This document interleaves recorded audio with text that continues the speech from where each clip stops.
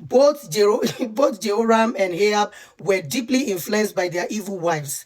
These men were responsible under God for their own evil deeds, but we cannot deny the fact that wives can influence their husbands for good or bad.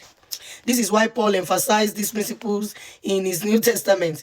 Writing about the negative aspect of a relationship, he exalted, don't become partners with those who do not believe. That means do not be equally yoked with an unbeliever. And this is why I always say that Muslim and Christians, we have different faith. Most Muslims don't believe in Jesus Christ. So Christian going there, you gotta be ready. So many argue that we serve the same God. Well, you may think we serve the same God, but if they don't believe in Jesus Christ, then I do not know what will be the relationship for those, couple. Like, how do you pray together? How do you, that means you have to do different. You have to serve different things. Like, you have to do different things entirely. You have to have different faith entirely. Now, this is going to bring issues in the area of children, because every Muslim man I have known will tell you they want to raise their children in their Muslim faith, and that does not correspond. So if you know you as a woman want to marry a Muslim, you have to submit to his belief. Otherwise, I will say never try, because if you do, there will be issues, and those issues you don't want them, because they're gonna be too big for you to handle. So it is really, really, really difficult when you have to collaborate or unite yourself with people that do not believe what you believe. It is tough, way tougher than what we think. So let's read on. For what partnership is there between righteousness and lawlessness? Or what fellowship does light have with darkness? What agreement does Christ have with Belial? Or what does a believer have in common with an unbeliever? And what agreement does the temple of God have with idols? All right, so the unbelievers the Bible are talking about are actually those that serve idols, those that do not believe in God at all. But I am bringing it to a reality of nowadays. Of course, as a Christian or as a Muslim, you don't want to relate with idol worshippers, I believe. That is true. You don't want to relate with idol worshippers. So let's now bring it into our religion. Like I said earlier, if it has to be, both have to agree. Either the husband is crossing to your religion, or you are crossing to the husband's religion, or both of you will stay apart and keep your religion without contradicting each other. But how about the children? You still have to agree. What will my children serve? Or are you going to throw it open to the children when they grow up? But before they grow up, what will they serve? If I have to go to church, do I have to take that child to church? Do you have to take that child to the mosque? If there will not be an agreement on that, then I will say, in fact, because marriage is a contract, I think there are so many things we need to discuss about in marriage right now.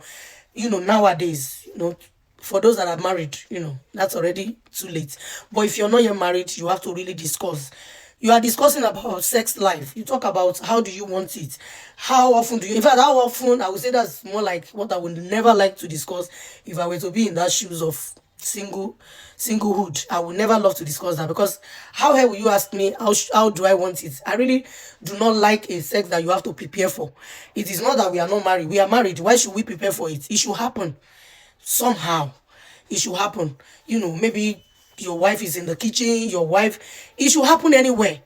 That is, a sex life you have to plan. Like, oh, we will do it on Monday, Tuesday. To me, it doesn't make sense. That's not how it should be. It should be that whenever the other person is ready, you are ready. It should be that, even if you're not ready, the other person should understand, and you shouldn't starve them for too long.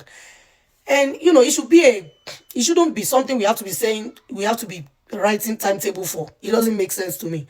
So, but it all depends. This is why we need to discuss it.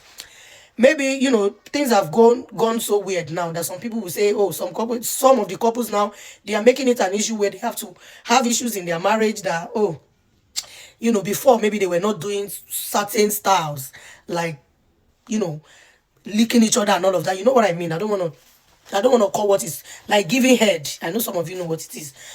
I've talked about it on my various channels. That on my social platform, I've talked about it several times. That giving head, some parts of Christians believe, oh, it's nothing. The Bible never described how we should do it. For me, and to me, I believe, well, It doesn't make sense because the genesis of this thing in the first place wasn't even right. I knew when all of these things when it started. Then was I I think that was shortly after I finished my high school. Yes, I could remember that I visited one of these guys that wanted to date me that time. Because he was a neighbor to my friend, and my friend was the one trying to match make us.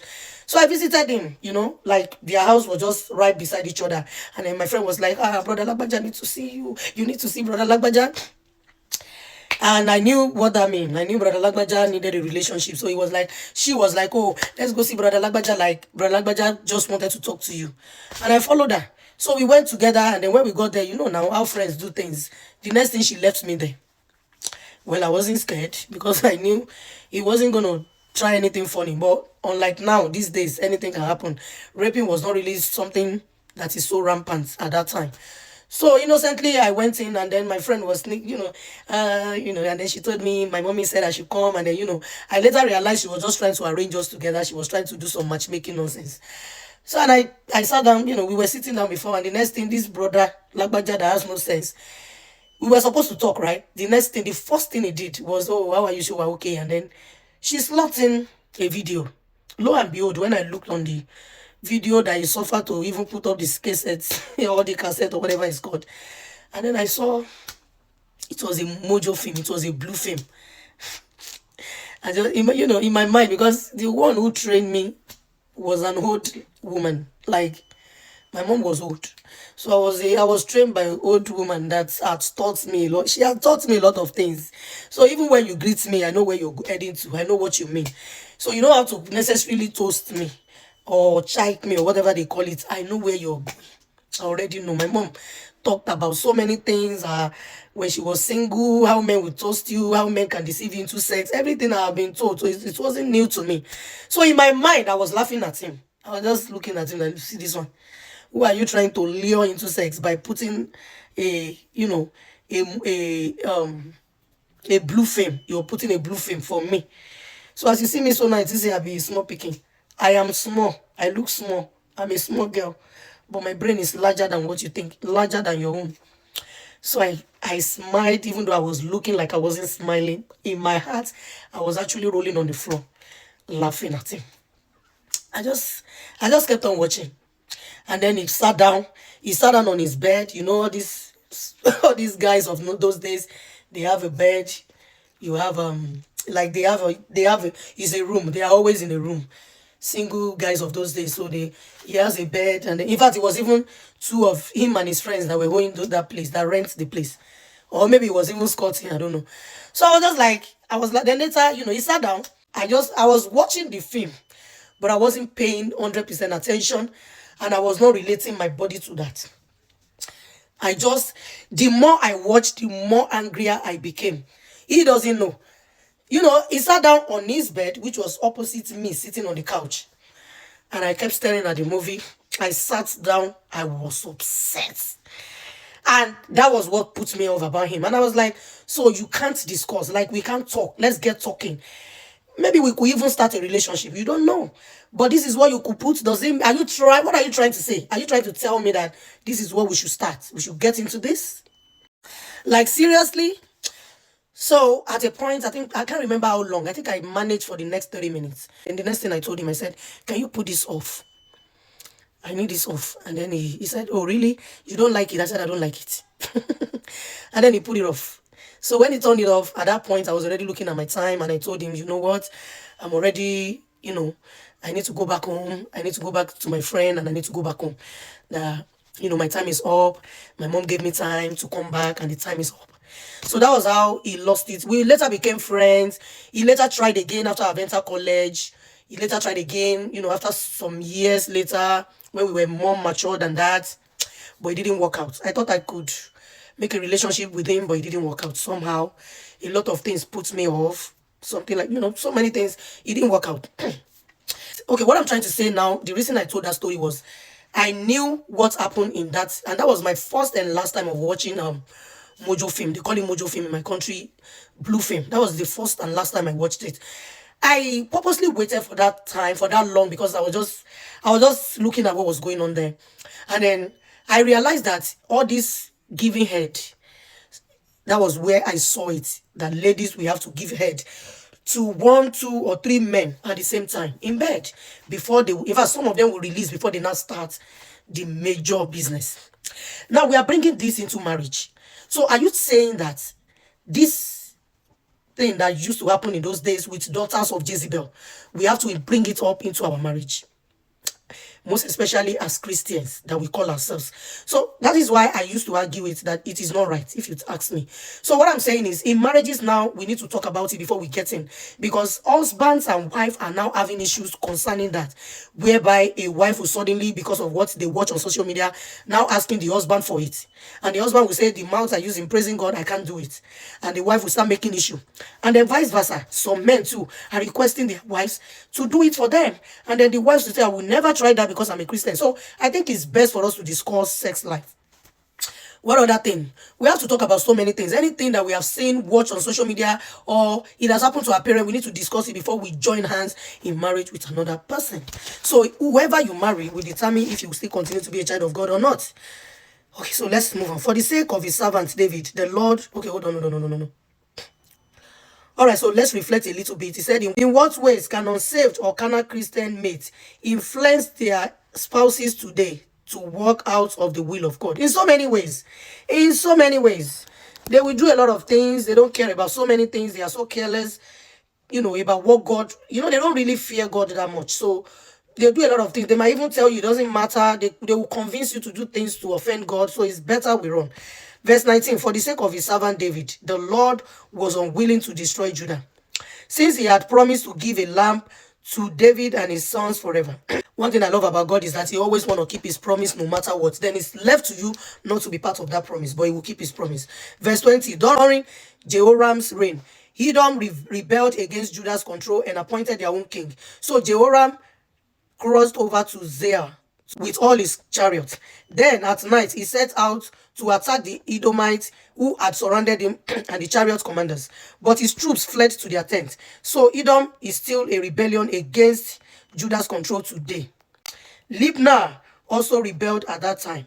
Verse 23, the rest of the events of Jehoram's reign, along with all his accomplishments, are written in the historical record of Judah's kings. You people should go and buy that book. Jehoram rested with his fathers and was buried with his fathers in the city of David. And his son, Ahaziah, became king in his place. Judah's king, Ahaziah.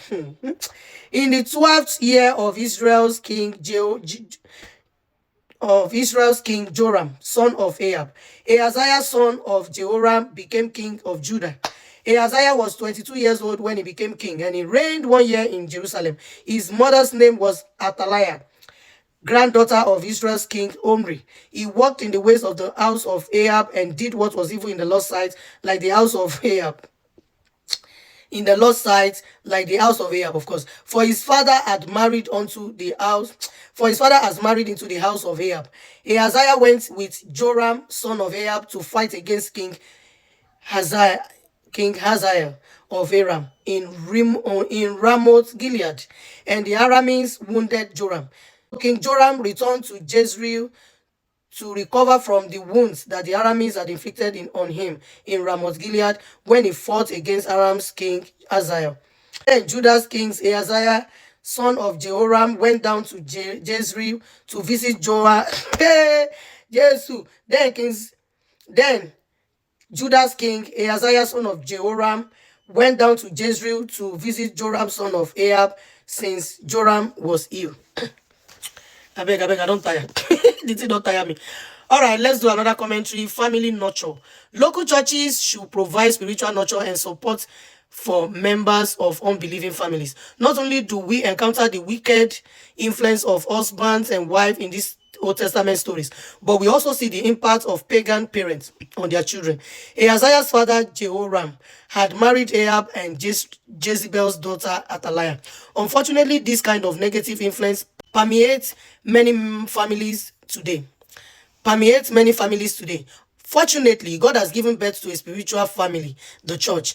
Though statistically, children grow up just as pagan as their parents, if not worse. There are many unsaved young people whose lives are touched by the faithful witness of local churches, of course. It's at this point The church itself should become a repenting entity, providing children and youth from unsaved families with an environment where they can be spiritually matured, where they can be spiritually nurtured.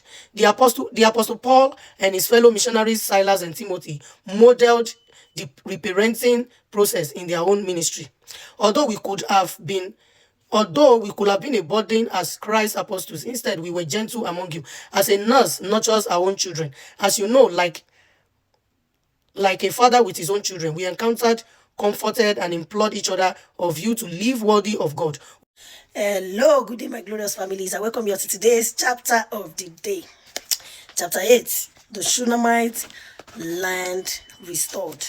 Elisha said to the woman whose son he had restored to life, "Get ready, you and your household, and go live as a resident alien wherever you can. For the Lord has announced a 7-year famine, and it has already come to the land." So the woman gets ready. The woman got ready and did what the man of God said. She and her household lived as resident aliens in the land of the Philistines for 7 years. When the woman returned from the land of the Philistines at the end of 7 years, she went to appeal to the king for her house and field. The king has been speaking to Gehazi, the attendant of the man of God, saying, "Tell me all the great things Elisha has done." Why he was telling the king how Elisha restored this dead son to life. The woman whose son he had restored to life came to appeal to the king for her house and the field. So Gehazi said, "My lord the king, this is the woman, and this is the son Elisha restored to life." When the king asked the woman, she told the story. So the king appointed a court official for her, saying, "Restore all that was hers, along with all the income from the field from the day she left the country until now." Aram's king Ahaziah. Elisha came to Damascus while King Ben-Hadad of Aram was sick, and the king was told, "The man of God has come here." So the king said to Ahaziah, "Take a gift with you and go meet the man of God. Inquire of the Lord through him. Will I recover from this sickness?" You know the funniest thing, all these kings, men of the old, they are always inquiring through the prophets. But the issue now is comparing the situation to nowadays. How many prophets are real? We don't even have so many real prophets that we can inquire from. Okay, when you go inquire of fake prophets, you're going to regret your life. So life has changed now. You cannot really go to any prophet and be making silly inquiries. You have to go ahead and pray. Oh, maybe you have to pray to God to give you the gifts of dreams, because now few prophets are of God. Okay, so we don't have so much of them that are truly real. A lot of them are no longer okay, because I am always concerned when people say, "Man of God, pray for me," and then when the man of God prayed, and then you're asking the man of God, "Did you see anything? What did you see?" If the man of God had not said, "I've seen something," better not ask, "What did you see?" Because the man of God must be a real man of God to have told you he didn't see anything. Because those ones that didn't see anything will tell you they saw something. So it is better. I think the best thing nowadays, since we have a lot of false prophets, okay, let's be very, very careful. Pray by yourself. I am very sure that the Lord Almighty will show you something.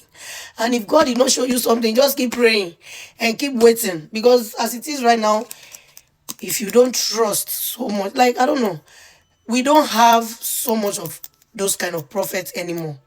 We do, but they are very few. So lucky are you if you have them. All right, so okay. Verse 9, Ahaziah. Verse 9, Hazael went to meet Elisha, taking with him a gift, 40 camel loads of all the finest products of Damascus. When he came and stood before him, he said, "Your son, King Ben-Hadad of Aram, has sent me to ask you, will I recover from this sickness?" Elisha told him, "Go say to him, you're sure to recover, but the Lord has shown me that he is sure to die." Good.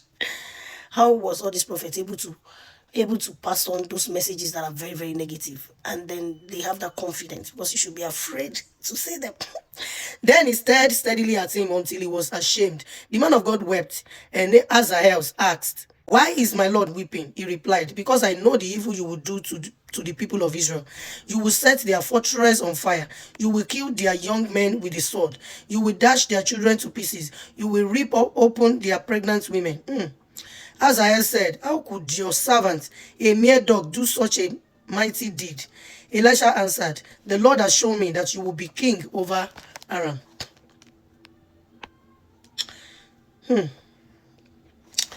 Verse 14, Hazael left Elisha and went to his master, who asked him, "What did Elisha say to you?" He responded, "He told me you are sure to recover." The next day, Hazael took a heavy cloth, dipped it in water, and spread it over the king's face. Ben-Hadad died, and Hazael reigned in his place. Judah's king Jehoram. In the 5th year of Israel's king Joram, son of Ahab, Jehoram, son of Jehoshaphat, became king of Judah, replacing his father. He was 32 years old when he became king, and he reigned 8 years in Jerusalem. He walked in the ways of his kings of Israel, of the kings of kings. He walked in the ways of the kings of Israel, as the house of Ahab had done, for Ahab's daughter was his wife. Continuity of wahala, trouble extension. He did what was evil in the Lord's sight. Wow. Okay, let's do this commentary. Marital influence.